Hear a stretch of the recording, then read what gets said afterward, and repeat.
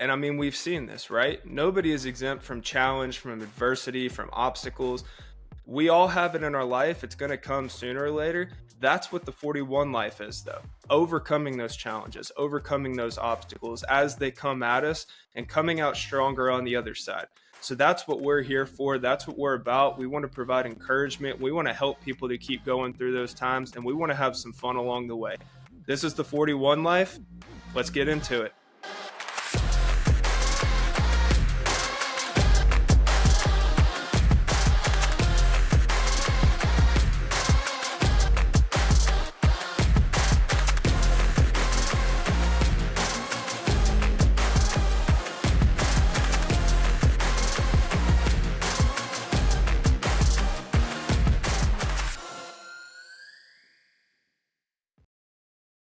All right, everybody.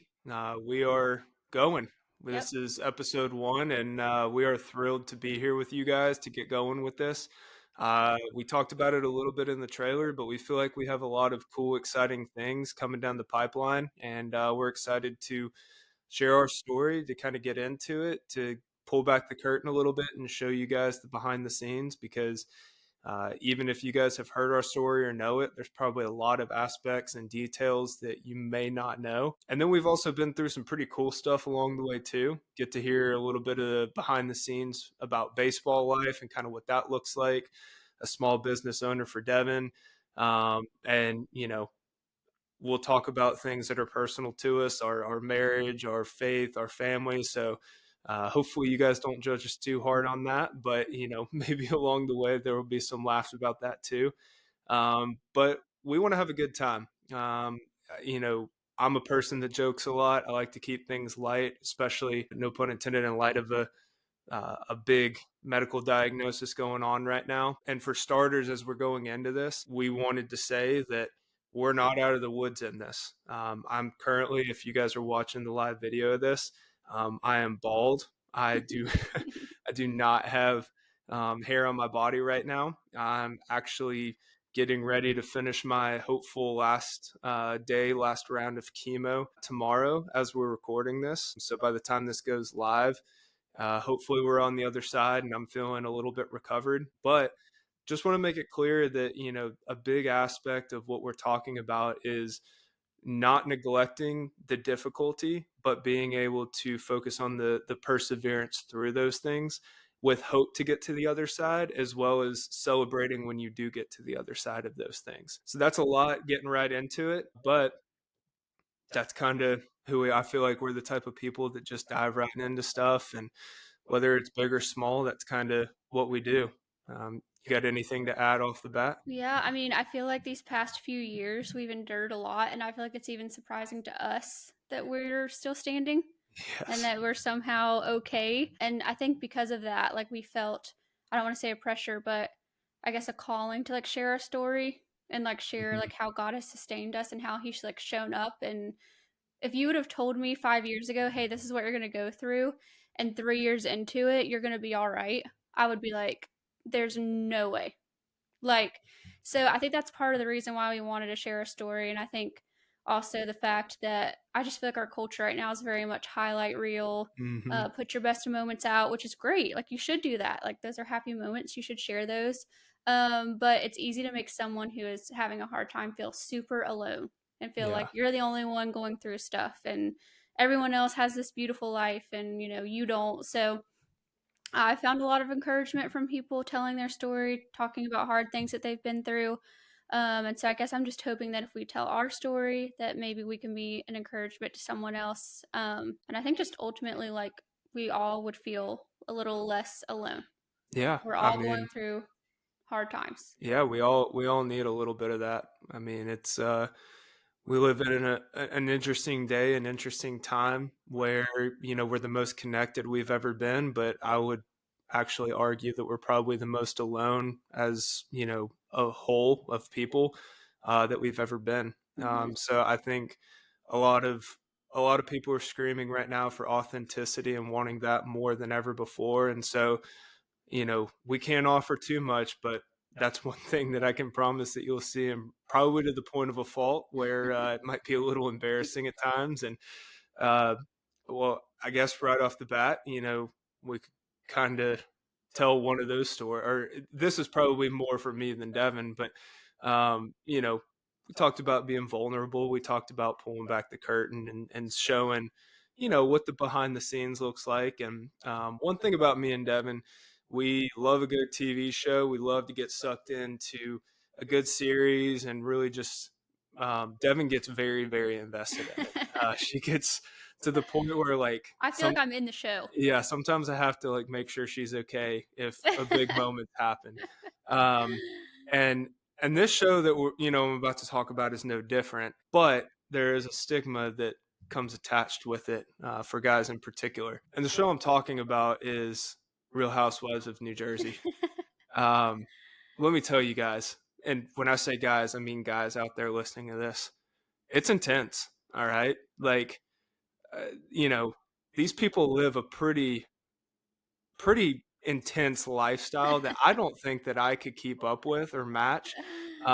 Especially, just yeah, I'm not going to get too much into it, but I'm not exactly the most proud. I think I probably feel a little bit of shame. You resisted it for a long time, Yeah, I don't know that and I now you like to watch it just as much as I do. yeah, that's the shame aspect I think that goes into it. I don't know how proud I should or shouldn't be of that, but it's kind of like those videos on Instagram and TikTok where like the steps of a guy getting sucked into his wife's show and then it becomes their show. And this is definitely that where I would mess around, like I'd be playing my Switch or something and it would be on in the background while Devin was watching, and I would tune in a little bit, and I love observing people. I really, really just think it's fascinating, and that's a really good people watching observation show. So I would just hear stuff and be like, "Wait a second, did they actually just say that or do that?" And so I kind of gradually got sucked in, and then I'd like leave the room for a while and come back and be like, "Oh, okay, so what's going on now?" And then I couldn't tell you exactly when the time was, but I was just like, okay, I, I just am gonna sit down and watch And now I this. can't watch it without you. Yeah, yeah.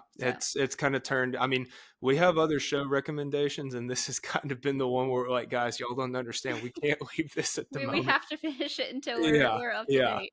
Um, so that's kind of where we're at. Yeah, I don't vulnerable know. vulnerable moment number one. Yeah, I think to reestablish, my manhood, I think I'm probably gonna watch Yellowstone pretty soon. I've been behind the curve on that a little bit, so I think I probably need a little bit of like rugged Western in my life to kind of compensate, and yeah, but um, that's where we're at. Yep. So with that, kind of wanted, we'll get into it, and kind of wanted to give you guys, on this first episode, a little bit of a layout of kind of the thought process, where we're going, kind of our mentality with all this. Obviously, we want this to be like we laid out. We want this to be helpful, encouraging, uplifting for people. If you're going through something difficult, like, hey, we're right there with you. We're grinding through it, and we want to show that you can be joyful in those times. If you're at the top of the world right now and everything's going your way, man, like be happy about that. Celebrate. We're celebrating for you and with you, and we don't want to lose sight of that, because those moments, riding the wave and enjoying the high points in life, sometimes that's exactly what you need to get through the valleys that you're inevitably going to go through. So wherever you're at, we're going to try to put some stuff out for you to reach you where you're at, to be productive and helpful for you. And like Devin said, we're going to start out, we are going to tell our story and our background, just to kind of shed some light on, like we talked about, the details. Some people listening, most people may not know all of our story, may not know what that entails, and we feel like our story itself kind of gives some credibility to our experiences and what we've learned through it. We feel like God's taught us a lot as well. We feel like our faith has grown a lot, and so that's going to be very interwoven into the storyline, along with family and friends. We've pretty much experienced I think some of the biggest highs and the biggest lows that people probably could in the In a time short frame. amount of time. What's In that? a short amount of time. Yeah, yeah. It's been a pretty compact time, so we're gonna go through that. We don't know exactly how long that's gonna take. We're gonna take our time and try to, really dive into some of the things that we've learned, the high points, the low points, and everything in between. And then we also are looking ahead this ride. Like, we've met some incredible people along the way. And in our everyday life, we've come across and become friends with some really great people. So, uh, we want to bring some of them on, maybe, scattered throughout, maybe, have a little time period where we're going with some guests. But we have, in the words of Kane Brown, I have some famous friends that you'll never know. And I have some actual I famous don't. I think that's friends. Chris Young.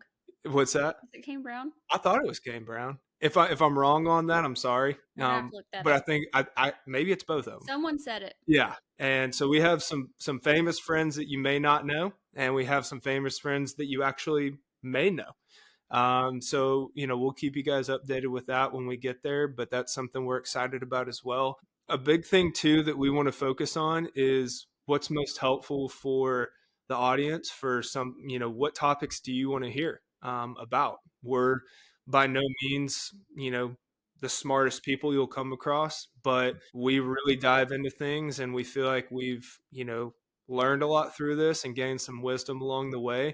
And if there's anything that we could do specifically for topic requests from what you guys want to hear, then we would love to do that. And you can engage with us on social media. We're on Instagram and X. I think comments on whatever platforms that you're listening to this on, you can also do that. And I think there's probably emails that you could send and, get in touch with us. So we want to be available. We want to be helpful in any way we can for you guys. And then that's not limited to just difficult things you're going through. If you want to just hear, more about what does everyday life look like? What shows are you watching? What was, you know, your favorite baseball stadium? I get asked that quite a bit. That's a really hard question, by the way, because they're all pretty awesome. What like just any fun, cool things that you guys may want to know about too. We're gonna sprinkle that in ourselves. I'd like to think that we're pretty fun people. I think Devin is absolutely the more fun of the group. Mm, I I joke around a maybe. lot when we go places, and whether she's with me or not. That if she's not there for whatever reason, if she's working, then I say that everybody is going to have a bad night because they're stuck with me. And if she is there, then I'm like, well, lucky y'all, you got the good half tonight. So yeah. But with that, um, Devin, is there anything you'd like to add on? Anything that I missed? I don't think so. Okay. Chemo brain's a real thing, y'all. Yeah. So I'm doing my best. I might be a little scatterbrained here for a little bit, but we'll work through it. We'll do our best and we'll get through it together. Yep. Um, But we're gonna start with just telling the story, yep. and we were trying to decide when we wanted to start telling the story because a lot has happened. But I think what we ultimately decided was going back to summer of 2021. Yeah. You were playing for the Durham Bulls, Yep. which is the AAA for the Tampa Bay Rays. Yep. And we like Well, spring, summer, kind of. spring, summer, Yeah. yeah. And we've always said that like Durham was kind of like the eye of the storm for us Mm-hmm. because it was so peaceful and like it was so just much fun and we were happy and I felt like we weren't stressed and like we had gone through a lot of adversity before that just as far as baseball goes and you were performing well and we had amazing friends and then I felt like after that the chaos picked right back up again. So that was kind of like our little safe haven in the middle of the storm. Yeah. I loved Durham. Yeah, I did too.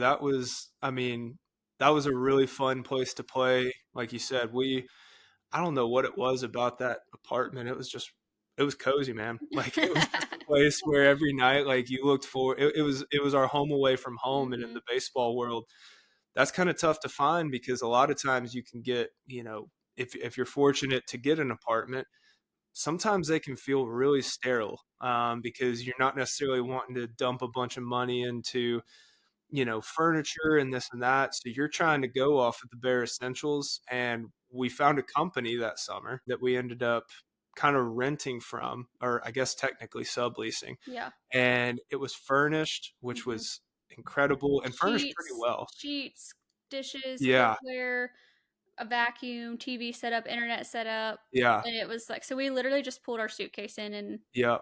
And let me tell you, you do there is so many little things that you don't think of when you get to a yeah, new place. that you need. And over the course of just playing baseball, gosh, how long did I play for? 10 years, 9 years, I a feel like lot. we had so many, like, I don't know if you remember this salt and pepper shakers. Yeah, that's what I'm saying. Like, because we just kept buying them everywhere Yeah, we you went. accumulate little things here and there, and then you get home and you're like, "What? Why did we buy another one What of do we these?" do with this now? Yeah. So we had a lot of donations over the course of time. But yeah, all that to say, Durham was real. I mean, it was amazing. It was I mean, we had a really great team performance wise. We had a really great clubhouse. The wives got along well. It was just a really cohesive team. And that's not always the case. And the reasoning for that is, I mean, I don't know. There's a lot of people that have gotten paid a lot of money to try to figure that out, but something about that team just worked. I mean, we ended up winning the national championship for AAA that year.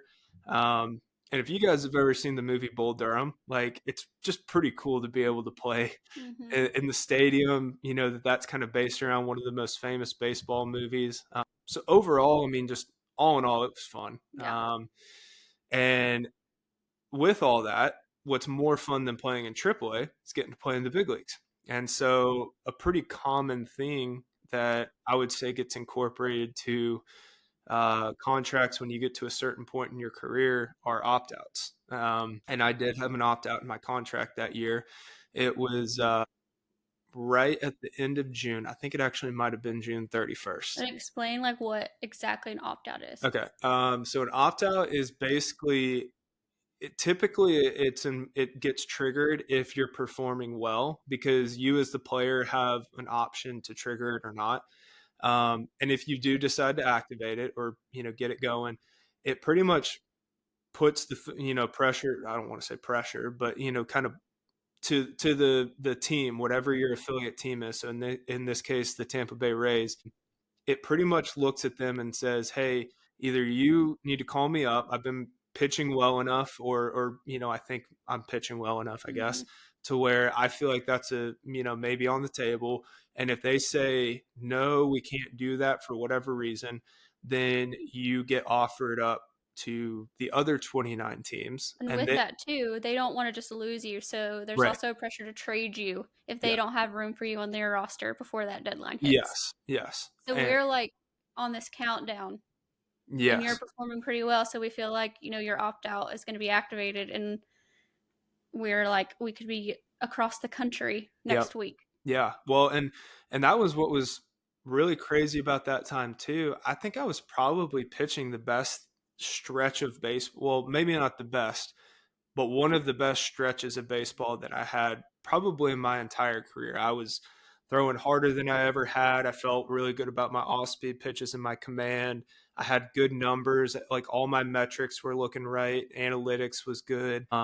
So, we were feeling pretty good about where we were at. And we really were thinking that, maybe something will come together.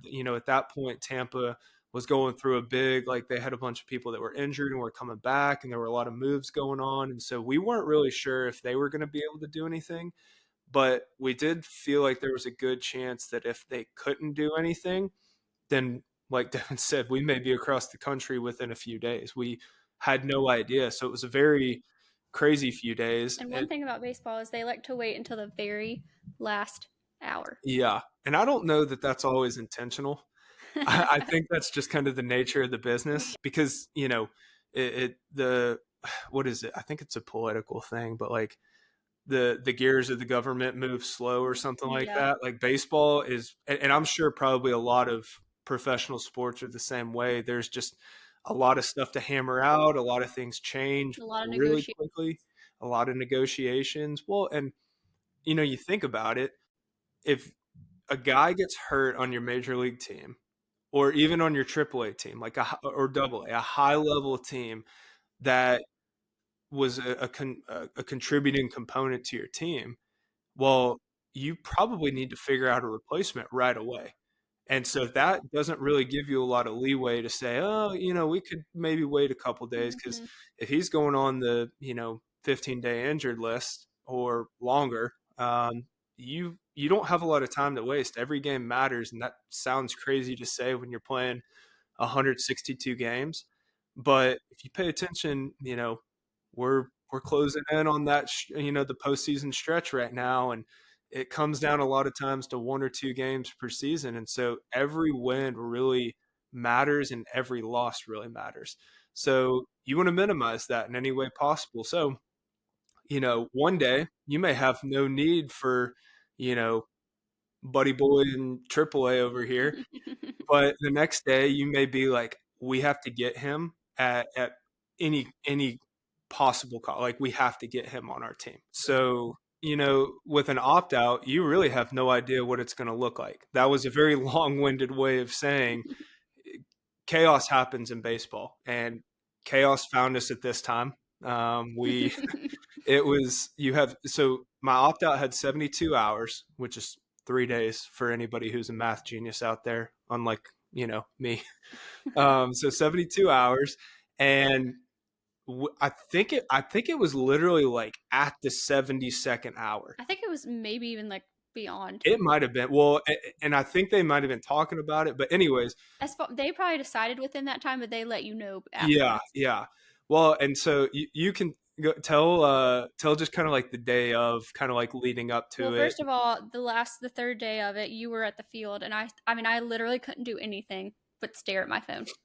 I mean, every second I was tapping it, seeing if you texted me, Yep. because I just knew like it didn't make sense for you to stay there.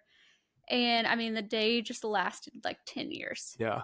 And you know how it is when you're waiting on something, like you get frustrated. Yeah. And I'm just like, oh my gosh, like we still haven't heard anything. We still haven't heard anything. Yeah. Not to mention for me, I'm getting asked by, everybody on the team knows what's going on, and they want to see like you go and get to play in the big leagues Yeah. too. And So my family's texting. Your yeah, family's we had texting. a lot of people that were, and we're thankful for that. We had a lot of people that were, caring enough about us to kind of ask how things were going and check in. So I'm sure that added on to that as well for But you. I think you had gotten home from the game. It was like midnight, and we Yeah. hadn't heard anything. Yeah. And we were like, well, I guess you're not getting traded, or Hmm. you aren't getting picked up. So I was like, I'm going to bed. I'll see you tomorrow. And the next thing I remember is your phone ringing. Yeah. Well, you I think had fallen asleep for a little bit. I did not fall I asleep did fall asleep. because at that point I was kind of just like, man, like what is going on? Yeah. Like I was like, I know that, at the time's out, like, okay, well, I guess I just got to keep working and see where things land. And crazy enough, like I'm sitting there, I think I'm watching The Office because, that's always on reruns in the background. One of the greatest shows ever made. Michael Scott might be a hero of mine, but probably about 1 o'clock or 1:30 in the morning, my phone rings. Like Devin said, it probably felt like 5 minutes to her because she was sleeping. But we get told basically, there was a little miscommunication at first, but we get told that I I'm going to Atlanta, and that's where the Marlins are playing. And I had gotten traded to the Marlins, and this is cool enough too. It was July 3rd, so my first game with the Marlins was set to be on July 4th. So I actually got traded on July 3rd, and I got told that I was going to. Well, I guess technically it was July 4th because it was Yeah, it after was after midnight. midnight. Yeah. But I got told that I was going to Atlanta, and I had been traded to the Marlins. And as a Braves fan growing up, that was really cool because I was getting to play a Fourth of July game at Truist on my first game with a new team. However, everything comes with a downside, I guess, because and not a downside. I shouldn't say that, but it's 1:30 in the morning, and I get a call from the travel secretary with the Marlins, who basically coordinates everything you can imagine for their team. Each team has one, and they are like the lifeblood Mm-hmm. of getting players from point A to point B. And let me tell you, their job is intense. So I get a call, and I get told, "Hey, 1 o'clock game tomorrow. Like, congratulations. We're excited to have you over here with us. We need be prepared to pitch because I don't know if it was an extra inning game or just they were kind of short staffed in the bullpen at the time, but he basically said like, we're bringing you here for a reason. We need some pitching, and we need some people who can eat up innings." And I was a long relief guy at the time, so that was kind of my role in my job. And he said, "There's a good chance that you're going to be in this game." And your So flight left at what time? and that's, yeah, I think. I think it It's was like a 7 a.m. 7 a.m. flight. It was early in the morning. Okay, it was a night of no sleep, and we I think we maybe slept an hour because I dropped you off at the airport yeah and went home to Greenville, South yeah. Carolina. So Like I this was out of that apartment. We yeah, packed up I the was gonna whole say that apartment and we were out of there. this apartment we were talking about quickly got packed up, and I had to throw as much as I could, clothing wise, because I didn't know how long it would be until I would basically be able to even do laundry. So, priority number one, got to make sure you have enough underwear when you're packing. So I just threw as many pairs of underwear and socks in there, and everything else I said I can figure it out as I go. But I really don't think I slept at all that night. And part of that's excitement. I was thrilled to get to go back to the big leagues, because I'd been with Baltimore for a few years at that point, up and down. And it was just, kind of felt like a big turning point. And Mhm. as good of a start to the season I'd had that year, like I was saying, it felt like everything was kind of coming together. And I feel like Miami was like not on our radar at Oh, all. not at all. I mean, Not at all. that like people would be like, "What team do you think it's going to be?" And I'm like, "Well, this team because of that, and this team because of that, and this team has been interested in him before." Yeah. And they were like, "You're going to Miami," and I was just like, "Miami? Like, Yeah. what in the world? That was just not somewhere that I thought you were going to go." Yeah, well, and it was cool too, because that's actually where I was born. And I didn't. I spent the first few years of my life there, like not the big growing years and learning years, but it was just cool because like I've always kind of thought Miami was a really cool place, and you know I don't think I'm alone in that. I Yeah, think I it's was a super excited that we were going to get to live there. yeah, yeah. There's a reason Miami's pretty popular. I don't think we were the only two people in the world that were thinking Miami might not be so bad, and we loved it when we were We did love it. there. So, anyways, I get on this flight at 7 a.m. I'm exhausted. Devin's exhausted, Yeah. and she got to drive home and maybe take a little power nap. Hopefully, not behind the wheel. Maybe when Yeah. she actually got And home, and Durham was like 4 hours from our house, which yeah, was another major blessing and why I think we love yes, Durham so that much. was that in the baseball world is pretty unheard of. Yeah. You're usually no less than 8 hours away from wherever your home base is in the off season, and we were a few hours away. So that was really awesome. I Hmm. think probably more for you than for me, because I didn't get to utilize that a lot. Yeah. But um, yeah, so I'm making phone calls at this point, trying to tell my parents, our family, our friends, like, hey, like I just got traded to Miami. I'm going to Atlanta. I'm pitching, at Truist, like against the Braves. This is going to be awesome. I still remember calling. I woke my mom up at 1:30. Yeah, I don't know that they were too Well, too no, deeply they asleep, because they well, were I was like, feeling it "Mom," too. I was like, "We're going to Miami." And my dad's name is Patrick. She was like, "Patrick, Patrick, David's going to Miami." That sounds about right. Yeah, so I get to Atlanta. I'm meeting the whole team. Met a lot of cool dudes over there. Played, like just kind of got established and integrated into the team. Ended up not pitching that first day like I thought, which that's fine. There was a little adrenaline going and not a lot of sleep, so I was kind of okay, taking that day unless I was really needed. But super excited to be there. Actually, one of the cooler experiences in my career. Like I said, I was a long relief pitcher. And so typically when that happens, you're going to, like I said, eat up innings. And a big time that comes into play is extra innings. Like when you don't know when the end of the game is necessarily going to be, or when the starter has a rough day and you go in and try to, you know, stop the bleeding a little bit, hold them where they're at, and let your team have a chance to come back and be in the game. So my first game that I pitched for Miami was extra innings against the Dodgers. Or no, no, no, that was the second one. The first one, I came in the ninth inning and no outs, bases loaded against the Dodgers in Miami. And I was just like, what is life right now? This That and was and so cr- cool. crazy enough, like Albert Pujols came up to bat for the first hitter that I faced as a that, and I grew up thinking he was the best hitter ever. Like it was awesome watching him, and so it was just so surreal, to be back in the major leagues, to be facing Albert Pujols, and it was crazy. And we ended up getting out of that inning. I think I know he hit into a double play at a ball that I still don't know how he hit. And we ended up getting out of the inning with no runs allowed, which is crazy for no outs and bases loaded. Um, and we ended up winning that game. So that was a really, really cool way to start out. And then the next day, I ended up pitching an extra innings with a runner on second. That's how MLB does it now, runner on second and extra innings to start out every inning. And ended up, I don't I don't know if I gave up that run or if I didn't, but either way, we ended up winning that game as well in extra innings. So my first two games, I had two wins against the Dodgers, and so that Mhm. was a pretty surreal experience. And we were, Oh I my mean, god.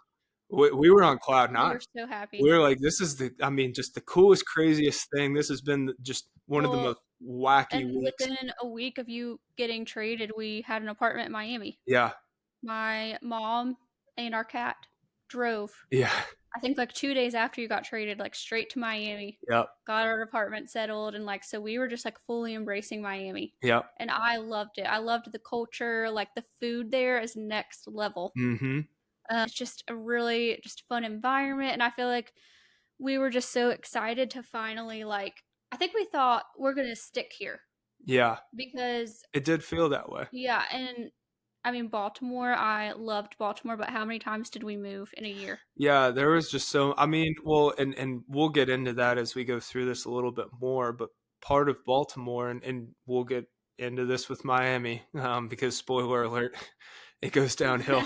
But I just, health wise, like I just was not able to be at the top of my game. Mhm. And even when I was working so hard and, come to find out, like my oncologist actually said this. I probably never threw a pitch in Major League Baseball or maybe even my minor league career for that matter Without without having cancer.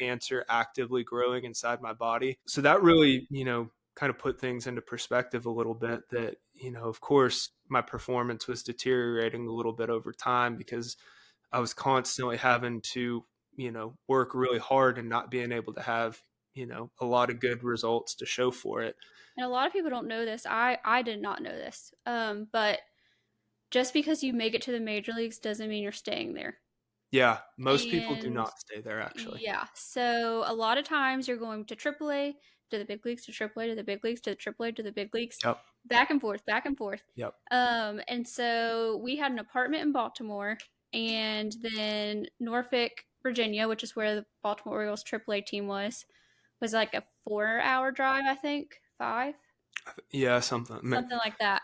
So whenever you would get optioned, like, we obviously didn't want to pay for two houses, so we would stay in a long-term hotel, Yep. which was not fun. Yeah, talk about a sterile living Yeah, so not environment. only are you wanting to get back to the major leagues, but you're wanting to get back to your home. So every time you get optioned, it's just like a punch to the gut. Yep, And like, I always joke and say, like, as soon as you walked out of the clubhouse, because you'd go underneath and I would meet you there and we'd go home.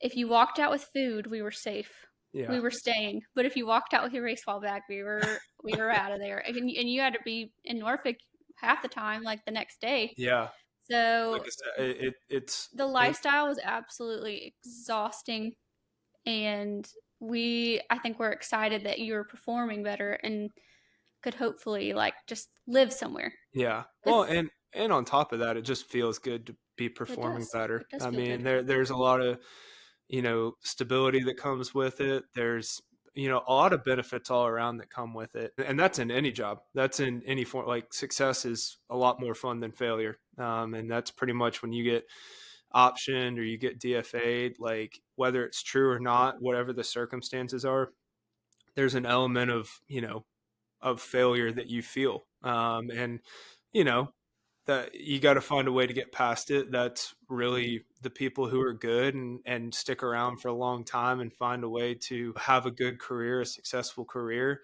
are the people that can handle that failure and that challenge and that adversity and bounce back from it and find a way to let that fire that you're feeling from that heat your house and not burn it down. Hmm. So all that to say, success feels a little bit better. Yeah. And, we were off to a good start in Miami. Things were going pretty smoothly. And, really for a couple months there, I mean, I was going to the field each day. I was, loving my teammates. Like I've always tried to be the best clubhouse guy that I can be. And I just genuinely got to care deeply about those guys. It was, there was a lot of moving parts. A lot of people were the Marlins had quite a few transactions when I was there. So we got to see, I had a lot of different locker mates. And, you know, I'm just thankful that, I got to have a little time there without, having to bounce back and forth. And, I understood when guys were there and, you see them packing up their locker. I know that feeling. So being able to be there for them and, that sense and just kind of, try to be as encouraging as possible. Like that was, trying to use the times like we were talking about in Baltimore, knowing that feeling, know what it's like, knowing that, you know, whoever that guy is about to have to go out and tell his wife, tell his girlfriend, hey, like, you know, we got to go. We got to go to, Jacksonville was the AAA for the Marlins. And, that's a hard conversation to have, but, all that kind of shifted once really the turning point was our Colorado series. Well, And and I do feel like once we got to Miami is when your health really started going downhill. yeah. Because I remember we have talked about this, like we got all of our arguments out of the way early on in marriage. And So there were a lot. we, No. we know we've just figured out how to communicate to each other and all that stuff. So we don't really argue, Yeah.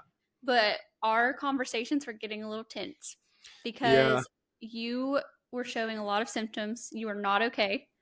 And I think deep down you knew that something was wrong and you didn't like that I was pointing it out. Yeah. And I mean, almost every day I was like, you've got to go to the doctor. You've Yeah. got to go to the doctor. Yeah. Like you would bend down to like tie your shoes and your face would just be blood red and you were just dropping weight like Yeah.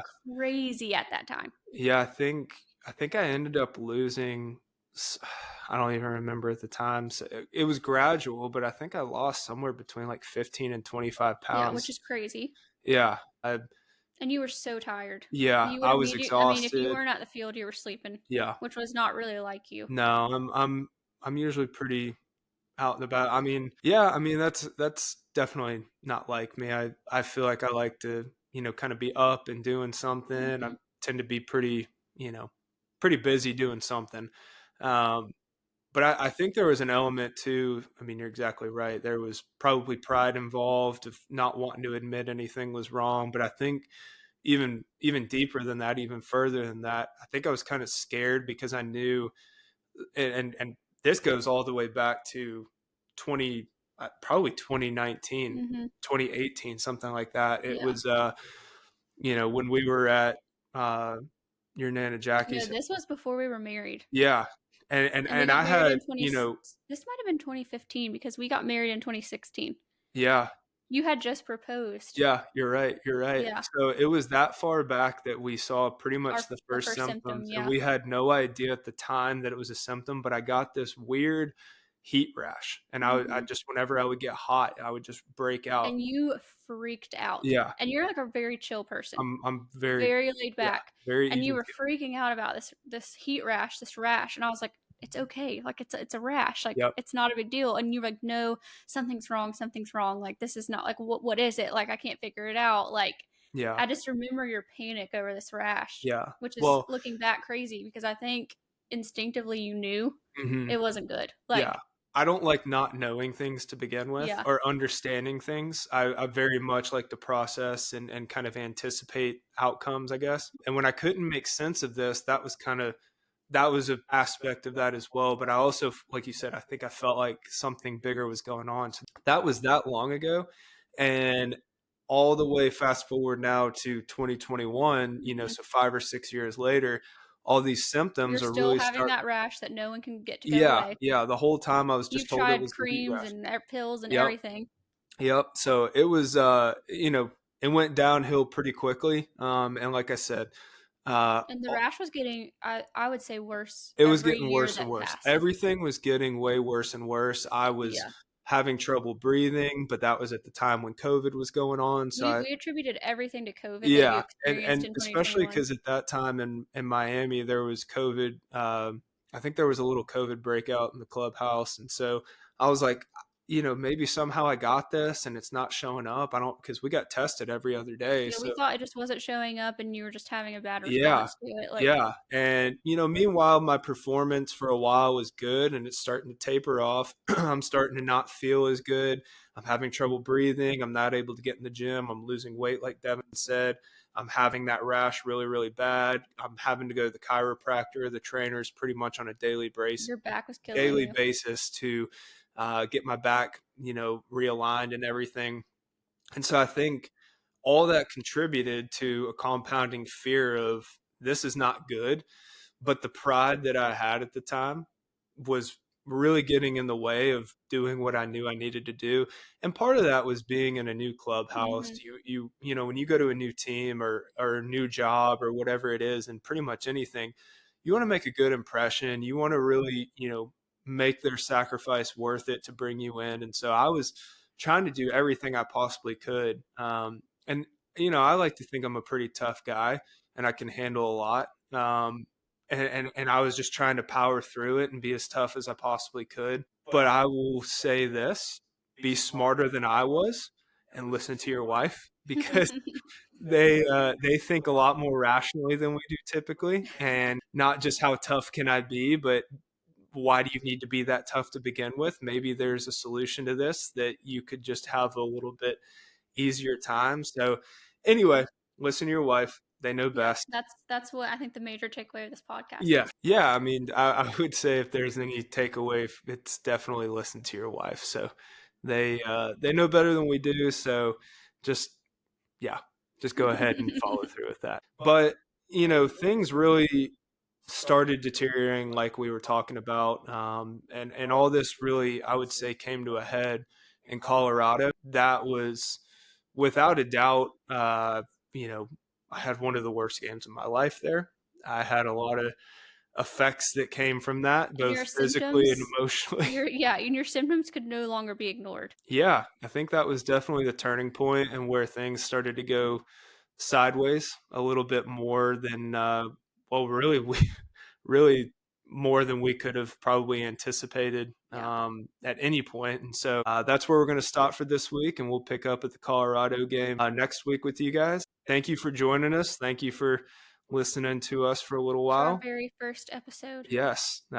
This who knows where it'll go? Who knows, what we're looking at, but could be the start of a fun journey, and that's our hope. So, last little thing, subscribe, do the podcast things that, probably are on every single episode you've ever heard. It helps us out. It definitely boosts us and allows us to keep talking with you guys about things like this. So, all right, so that'll do it. Thanks for listening. I'm David. And I'm Devin, and we'll see y'all next week. Yep, this has been the 41 Life. Thanks for joining us, guys.